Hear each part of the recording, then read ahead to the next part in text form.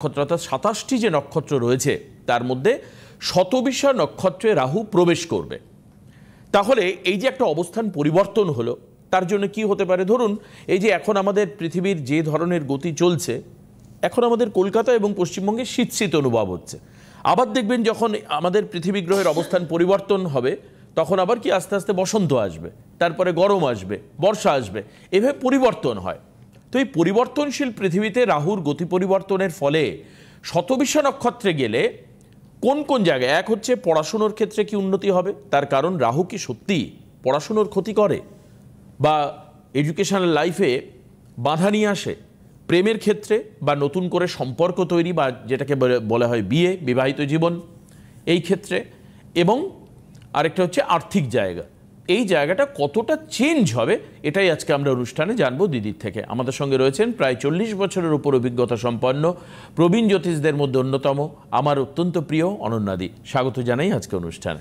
দেখো, তুমি যে বললে রাহুর গতি পরিবর্তন, হ্যাঁ, তো এই যে রাহু তার গতি পরিবর্তন করছে, রাহুর যে শতবিষা নক্ষত্র, এটা হলো কিন্তু রাহুর নিজস্ব নক্ষত্র। আর এই নিজস্ব নক্ষত্রে থাকার ফলে তার কিন্তু সে ভীষণভাবে শক্তিশালী। হ্যাঁ, এই শক্তিশালী হওয়ার জন্য আবার সবাই শুধু বলে রাহু খারাপ, রাহু খারাপ। হ্যাঁ, রাহু অবশ্যই খুবই খারাপ, কিন্তু আবার এই রাহুই কিন্তু আপনাকে চরম শিখরে পৌঁছে দিতে পারে। ধন দৌলত, সব অর্থের দিকে হঠাৎ করে বড় টাকা প্রাপ্তি সব রাহুর দ্বারাই সম্ভব। কিন্তু কেন?